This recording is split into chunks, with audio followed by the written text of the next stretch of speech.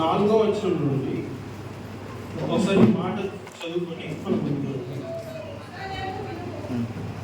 ఇశ్రాయేలు వినుము, మన దేవుడైన యెహోవా అద్వితీయుడైన యెహోవా నీ పూర్ణ హృదయంతోనూ, నీ పూర్ణ ఆత్మతోనూ, నీ పూర్ణ శక్తితోనూ నీ దేవుడైన యెహోవాను ప్రేమింపవలెను. నేను నీకు ఆజ్ఞాపించు ఈ మాటలు నీ హృదయంలో ఉండవలెను. నీవు నీ కుమారులకు వాటిని అభ్యసింపచేసి. చాలు. ఇక్కడ దేవుడు ఏమంటా ఉన్నాడు, ఏమని రాపిస్తా ఉన్నాడు?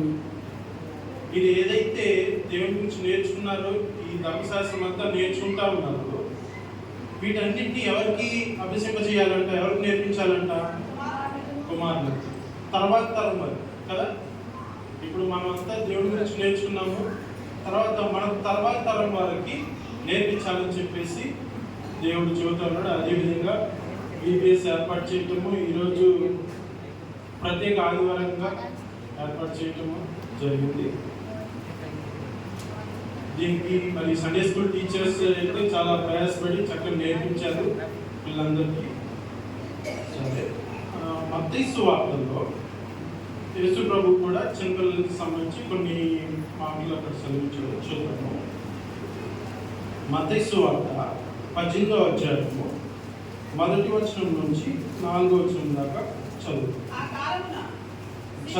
శిష్యులు యేసు వద్దకు వచ్చి, పరలోక రాజ్యంలో ఎవరు గొప్పవాడని అడగగా, ఆయన ఒక చిన్న బిడ్డను తన యొద్దకు పిలిచి వారి మధ్యను నిలవబెట్టి ఇట్లనెను, మీరు మార్పు నొంది బిడ్డల వంటి వారైతేనే కానీ పరలోక రాజ్యంలో ప్రవేశింపరని మీతో నిశ్చయంగా చెప్పుచున్నాను. కాగా ఈ బిడ్డ వలె తను తాను తగ్గించుకున్నవాడు ఎవడో వాడే పరలోక రాజ్యంలో గొప్పవాడు. ఇక్కడ చూస్తా ఉన్నాం కదా, యేసు ప్రభు చిన్నబిడ్డల గురించి మాట్లాడుతూ తెలియజేస్తూ ఉంటాడు. 4వ వచనంలో చూస్తే, కాగా ఈ బిడ్డ వలె తను తాను తగ్గించుకున్నవాడు ఎవడో వాడే పరలోక రాజ్యంలో గొప్పవాడు చెబుతా ఉన్నాడు యేసు ప్రభు. అక్కడ అసలు ఎందుకు చెబుతాడు? అసలు సన్నివేశం ఏంటి, సందర్భం ఏంటి, ఏం జరుగుతుంది ఇక్కడ? శిష్యులు ఏమని ప్రశ్న వేస్తున్నారు యేసు దగ్గరికి వచ్చి? ఏమని అడుగుతున్నారు? దేని గురించి అడుగుతున్నారు శిష్యులు యేసు ప్రభుని? ఎవడు గొప్పవాడు? అక్కడ ఒక ప్రశ్న ఉంది. ఈ ప్రశ్న ఏంటంటే, ఎవరు గొప్పవాడు? ఇదే దీని గురించి మార్క్స్ వార్తలో కూడా రాయబడి ఉంది. అక్కడైతే యేసు ప్రభుని అడిగే ముందు శిష్యులు ఏం చేస్తూ ఉంటారంటే, వాళ్ళు వాదించుకుంటూ ఉంటారు. నేను గొప్ప అని చెప్పేసి వాళ్ళకి వాదన ఉంటా ఉంటారు. ఇప్పుడు శిష్యుల అందరిలో నేను యేసు ప్రభుకి ఇష్టమైన వాడిని, నేను యేసు ప్రభుకి ఫేవరెట్. ఇప్పుడు జబదయి కుమారుల తల్లి ఉంది కదా, ఆమె ఏం చేసింది? తన కుమారుని ఇద్దరిని తీసుకొని వచ్చి యేసు ప్రభుని ఏమడుగుతా ఉంది? నీ కుడి ప్రక్కన ఒకరిని పెట్టుకోవాలి, నీ రాజ్యమందు నీ కుడి ప్రక్కన ఒకరు ఉండాలి, ఇద్దరికి స్థానం కావాలి. ఎవరో ఒకరికి మాత్రమే కాదు, ఇద్దరికి ఒకరు కుడి పక్కన ఉండాలి, ఒకరికి ఎడమ పక్కన ఉండాలి. ఏమని అడుగుతుంది? యేసు ప్రభు రాజ్యమందు ఏం కావాలంట? ఒక స్థానం కావాలి, ఒక పదవి కావాలి, ఒక హోదా కావాలి, అధికారం కావాలి. ఎవరు గొప్పవాడు? లోకంలో మనకి గొప్పవాళ్ళు ఎవరు ఉంటారు? గొప్పవాళ్ళు అంటే ఎవరు అనుకుంటా ఉంటాం మనం సమాజంలో? మామూలుగా ఎవరికైతే అధికారం ఉందో, ఎవరికైతే వాళ్ళ కింద చాలా మంది ఉండి వాళ్ళకి పనులు చేస్తూ ఇదంతా చేస్తూ ఉంటే, ఈయన చాలా మంచిగా చేయించుకుంటా ఉన్నాడు, ఈయన గొప్పవాడు, దీనికి చాలా ఆస్తి ఉంది, పేరుకి పలుకుబడి ఉంది, ఇదంతా లోకంలో ఎవరు గొప్పవాడు అంటే ఇవన్నీ ఉండాలి. ఆస్తులు, హోదాలు, అంతస్తులు ఇవన్నీ ఉంటే అప్పుడు గొప్పవాడు. అందుకనే ఇక్కడ ఈరోజు యాక్చువల్గా మదర్స్ డే ఇక్కడ చూస్తాను. జబదయి కుమారుల తల్లి ఏం చేస్తూ ఉందో, తన కుమారుల గురించి మన గొప్పవాళ్ళు ఉంటారు ఈ లోకంలో, నా కుమారులు అని చెప్పేసి ఒక తల్లి ఏం చేస్తూ ఉంది? పదవి అడుగుతూ ఉంది, హోదా అడుగుతూ ఉంది. అయితే యేసు ప్రభు గురించి ఏమనుకుంటా ఉన్నారు? ఇదంతా చూస్తూ ఉంటే ఆయన ఒక గొప్ప వ్యక్తి, ఆయన పక్కన ఉంటే వీళ్ళకి ఏదో ఒక వస్తుంది, ఒక హోదా వస్తుంది, పేరు వస్తుంది, అధికారం వస్తుంది అని చెప్పేసి. కదా. మళ్ళీ అదేవిధంగా ఇప్పుడు ఎమ్మాయి మార్గంలో నడుస్తూ శిష్యులు వెళ్తా ఉంటే వాళ్ళ దగ్గరికి యేసు ప్రభు ఉండి వాళ్ళతో పాటు వెళ్తా ఉంటారు. యేసు ప్రభు గుర్తుపట్టరు వాళ్ళు. వెళ్తూ శిష్యులు అక్కడ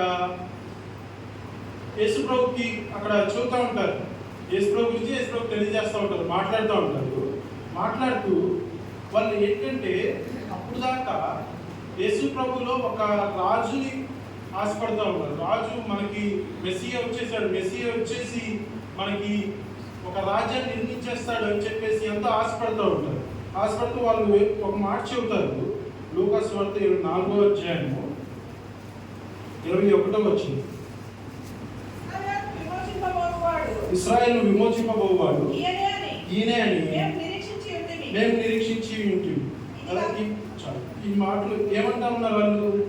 యేసు ప్రభుతో చెబుతా ఉన్నారు, మేము ఈయన ఎందుకు యేసు ప్రభుత్వం చాలా నిరీక్షణ పెట్టుకున్నాం, చాలా ఆశ పెట్టుకున్నాం ఆయన మీద.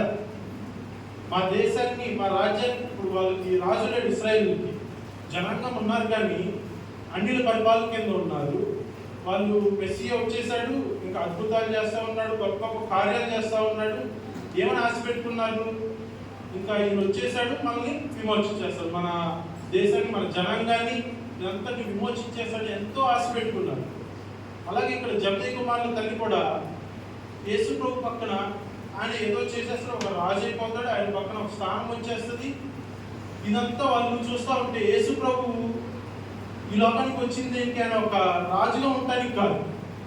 ఎందుకు వచ్చాడు ఈ లోకానికి? చనిపోవడానికి, అనేకుల కొరకు ప్రాణం పెట్టడానికి వచ్చాడు కదా. ఇక్కడ జబదయి కుమారుల తల్లి కానీ శిష్యులు కానీ ఏమనుకుంటా ఉన్నారు? గొప్పతనం అంటే ఏంటి? ఎవరు గొప్పవారు? ఎవరికైతే హోదా ఉంటుందో, ఎవరికైతే పలుకుబడి ఉంటుందో, ఇదంతా చూస్తూ ఉన్నారు. కానీ జబదయి కుమారుల తల్లితో యేసు ప్రభు ఏమంటాడంటే, ఇక్కడ మత్తయి సువార్త 20వ అధ్యాయము, మత్తయి సువార్త 20వ అధ్యాయము 20 నుంచి 22 వరకు చదువుతుంది. జబదయి కుమారుల తల్లి తన కుమారులతో ఆయన ఎదురుకు వచ్చి నమస్కారం చేసి ఒక మనవి చేయబోగా, నీవేమి కోరుచున్నావని ఆయన అడిగేది.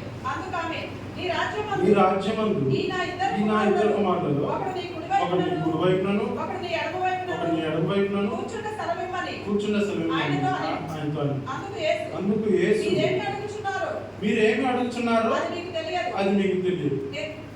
నేను త్రాగబో గిన్నెలోకి మీరు త్రాగలరు. చూడండి యేసు ఏమంటా ఉన్నాడు ఆమెతో?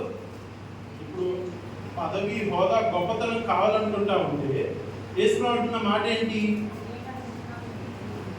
మీరేమి అడుగుతున్నారో అది మీకు తెలియదు కదా. నేను త్రాగబోవు గిన్నెలోని, నేను వచ్చింది దేనికి? ఒక దేవుడు శ్రమ అనే పాత్ర ఒకటి ఏర్పాటు చేశాడు. ఆ పాత్రలోనికి, ఆ గిన్నెలోని నేను త్రాగబోతున్నాను.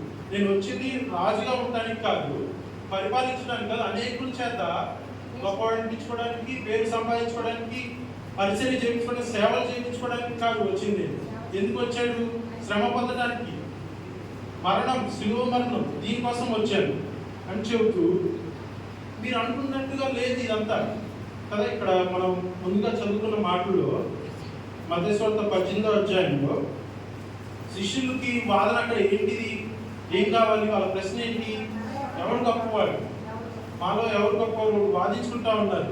నేను గొప్పవాడిని, నాకు పరలోక రాజ్యంలో యేసు ప్రభు పక్కన నాకు ప్రథమ స్థానం ఉంటుంది. ఇదంతా ఆలోచిస్తూ ఉంటే యేసు ప్రభు ఏమంటా ఉన్నాడు? మీరు మార్పు నంది బిడ్డల వంటి వారు అయితేనే కానీ పరలోక రాజ్యంలో ప్రవేశించాలని నిశ్చయముగా చెప్తున్నాడు. యేసు ప్రభు ఖండితంగా చెబుతున్నాడు. మార్పు నుండి బిడ్డల వంటి వారు అయితే పరలోక రాజ్యంలో ఉంటుంది నిశ్చయంగా చెబుతున్నాడు. ఇలా ఉంటే లోకం వీళ్ళు ఏమనుకుంటున్నారంటే, లోకంలో అనేక రాజ్యాలు ఉండి ఇవన్నీ ఉండి పరలోక రాజ్యం కూడా అలాగే ఉంటుంది. దేవుని రాజ్యం కూడా గొప్పతనం అంతా, పేరు, పలుకుబడి, ఆస్తులు, హోదాలు, వీటికి సంబంధించి ఉంటుంది. పరలోక రాజ్యంలో గొప్పవాడు అవ్వాలంటే ఈ భూలోక రాజ్యాలు ఎలా ఉన్నాయో పరలోక రాజ్యం అలాగే ఉంటుంది అని చెప్పేసి ఆలోచిస్తూ ఉన్నారు. అందరూ శిష్యులు ఆలోచిస్తున్నారు. జబదయి కుమారుల తల్లి, అమ్మాయి మార్గం శిష్యులు అందరూ ఇది ఆలోచిస్తున్నారు. కానీ యేసు ప్రభు ఏమంటా ఉన్నాడు?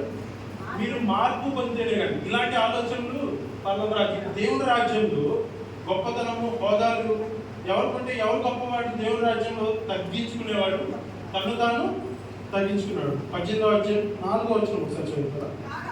కాగా కాగా ఈ బిడ్డ వలె ఈ బిడ్డ వలె తన్ను తాను తగ్గించుకుని వాడేవాడు వాడే పరలోక రాజ్యంలో గొప్పవాడు. వాదించుకుంటా ఉన్నారు గొప్పవాడు ఎవరని చెప్పేసి. కాదు, ఇవన్నీ కాదు, ఇలాంటి ఆలోచనలు కాదు. లోకంలో రాజ్యాల్లో ఉన్నటువంటి ఆలోచనలు, ఈ విధానాలు, పరలోక రాజ్యం అలాంటిది కాదు. నేను వచ్చింది అందుకని కాదు. యేసుప్రభు చెబుతున్నాడు, మార్పు పొందాలి మీరు.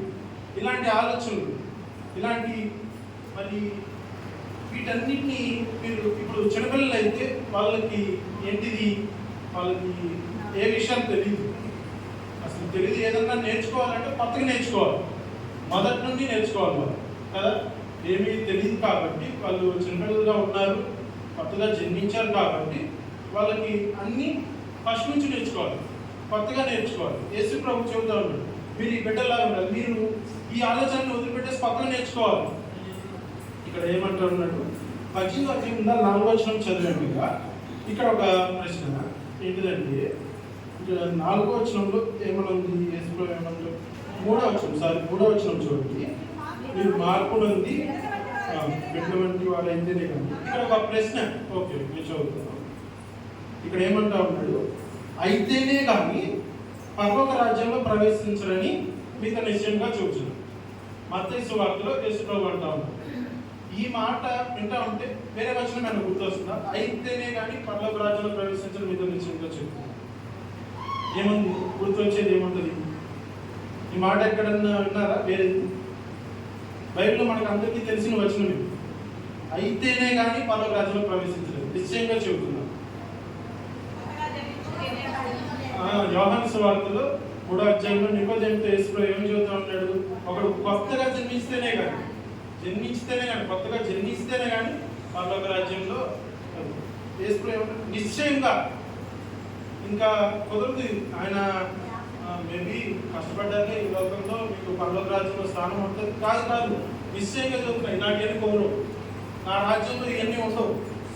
మీరు అడుగుతున్నది ఏదో మీకు తెలియదు, అర్థం కావటం లేదు కదా. ఇదంతా చెబుతా ఉన్నాడు. చెబుతూ 4వ వచనంలో చెబుతా ఉన్నాడు, కాగా ఈ బిడ్డ వలె తన్ను తాను తగ్గించుకుని వాడెవడు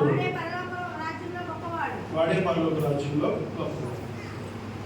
ఇక్కడ ఏం చెబుతున్నాడు, తన్ను తాను తగ్గించుకునేవాడు. ఈ మాటకి ఇక్కడ చూస్తాను, ఒక మాట చూస్తాం, తన్ను తాను తగ్గించుకునేవాడు. ఈ మాట చూస్తాం, యేసు చెబుతా ఉన్నాడు. ఈ మాటకి మంచి ఉదాహరణ బైబిల్ గ్రంథాలను మనం చూస్తూ ఉంటాము. పౌలు ఈ ఉదాహరణ చెబుతూ ఉంటాడు. ఫిలిప్పీ సంఘానికి రాస్తూ తెలియజేస్తూ 2వ అధ్యాయంలో పౌలు ఈ మాట గురించి మాట్లాడుతున్నాడు. ఫిలిప్పీ 2వ అధ్యాయం 8వ వచనం ఒకసారి. మరియు ఆయన ఆకారమందు మనుషుడిగా కనబడి మరణం పొందినంతగా అనగా ఇక్కడ చూడండి, ఆకారమందు మనుషుడిగా మరణం పొందినంతగా. ఆ మరణం ఎటువంటిది? శిలువ మరణం పొందినంతగా విధేయత చూపిన వాడి తన్ను తాను తగ్గించుకున్నాడు కదా. యేసు ప్రభు చెబుతా ఉన్నాడు, తన్ను తాను ఈ చిన్నబిడ్డల వల్లే తన్ను తాను తగ్గించుకుని వాడు పరలోక రాజ్యం అంటా ఉన్నాడు. మరి పౌలు యేసు ప్రభు గురించి చెబుతూ ఏమంటా ఉన్నాడు, దీనికి మాదిరి ఎవరో కాదు, దీనికి ఉదాహరణ ఎవరో కాదు, యేసు ప్రభు. ఆయన తను తాను తగ్గించుకున్నాడు అని చెప్పి పౌలు రాస్తూ, యేసు ప్రభు ఎలా తగ్గించుకున్నాడు, ఏం చేయడం వల్ల ఆయన తగ్గించుకున్నాడు? శిలువ మరణం అంతగా తగ్గించుకున్నాడు. మనకి ఇక్కడ ఈ అధ్యాయాన్ని బట్టి చూస్తే యేసు ప్రభు తగ్గింపు ఎలా కనపడతా ఉంటుంది మనకి? విధేయత. ఓకే, ఇంకా నేను ఆ వచనం ఒకటే చదివాను, మిగిలిన రిక్తులుగా చేసుకున్నాడు. దేన్ని రిక్తులుగా చేసుకున్నాడు? దేన్ని వదిలిపెట్టి దేవుడితో సమానంగా ఉన్నాడు. యేసు ప్రభు తగ్గించుకున్నాడంటే ఇప్పుడు యేసు ప్రభు శిష్యులకు నేర్పిస్తున్నాడు, తను తాను తగ్గించుకుని వాడే పరలోక రాజ్యం. అక్కడ శిష్యులకి వారిని ఎవరు గొప్ప అంటే యేసు ప్రభు, మీరు ఎవరు కాదు గొప్ప, నేనే గొప్ప అనొచ్చు. కానీ యేసు ప్రభు అలా అంటున్నాడా? ఆయన వాళ్ళకి నేర్పిస్తూ ఉన్నాడు. నేర్పిస్తూ ఆయన ఏం చేస్తూ ఉన్నాడు? ఆయన ఏదైతే చెబుతాడో అదే చేస్తూ ఉన్నాడు. ఏ విధంగా తగ్గించుకున్నాడు? దేవుడు ఆ పరలోకంలో దేవుడితో సమానంగా ఉండట విడిచిపెట్టకుండా బాగా నేర్చుకోలేదు, కానీ యుక్తులుగా చేసుకున్నాడు. సిలువ మరణం, మరణం పొందినాక ఆ మరణం సిలువ మరణం. సిలువ మరణం అంటే సిలువ అన్నది అసలు మనకైతే ఇప్పుడు ఎంతో గౌరవంగా చూస్తాం. సిలువ అంటే క్రైస్తవులకు ఎంతో భక్తి గౌరవం చూస్తాం. 2000 సంవత్సరాల క్రితం సిలువ అది మనిషిని దారుణాతి దారుణంగా హింసించడానికి ఒక పనిముట్టు సిలువ అన్నది. యేసు ప్రభువు ఆ మరణాన్ని ఎంచుకున్నాడు. మామూలు మరణం కూడా కాదు, సిలువ మరణం. ఏదైతే మనిషి భరించలేనటువంటి శారీరకంగా భౌతికంగా మనిషి తట్టుకోలేనటువంటి శ్రమ అది. సిలువ అంటే ఇంకా భరించలేనటువంటి. అయితే యేసు ప్రభు దాన్ని ఎంచుకొని ఆయన తగ్గించుకొని తను తాను తగ్గించుకొని చెబుతున్న బిడ్డల వంటి వాళ్ళు ఉండాలి. అలా తగ్గించుకోవాలని చెబుతూ తెలియజేస్తూ ఉన్నారు. నేను ముగిస్తాను. మనం కూడా చిన్నబిడ్డల వల్లే మళ్ళీ మనం తగ్గించుకోవాలి. యేసు ప్రభు మనకు మాదిరిగా ఉన్నాడు. ఆయన ఏ విధంగా అయితే తగ్గించుకున్నాడు అటువంటి తగ్గింపు మనం కలిగినప్పుడు అప్పుడు పరలోక రాజ్యంలో ప్రవేశిస్తాము. ఈ మాటలను తలుచుకుంటూ మళ్ళీ మనం విమర్శ చేసుకుంటూ ప్రార్థన చేసుకుందాం. ఒక నిమిషం అందుకు కళ్ళు మూసుకుందాం. గొప్ప దేవాలైనా ఎవరు గొప్పవాడని ప్రభావ మేమైతే ఈ లోకపు హోదాన్ని పదవిని ఆస్తులను ఆలోచించుకుంటున్నాం తండ్రి. మీరైతే తెలియజేస్తా ఉన్నారు నిశ్చయంగా తను తాను తగ్గించుకున్నాడు మాత్రమే చిన్నబిడ్డల వాళ్ళే తను తాను తగ్గించుకుని మాత్రమే ప్రవేశిస్తారు.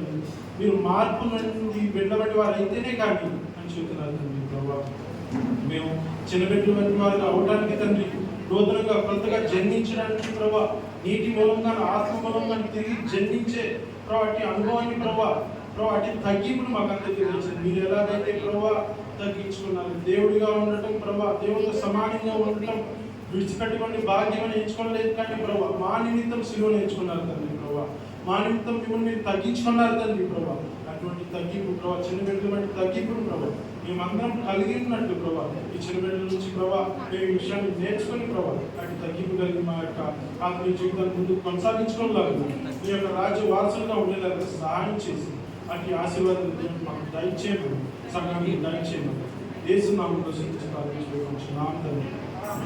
ఆమేన్.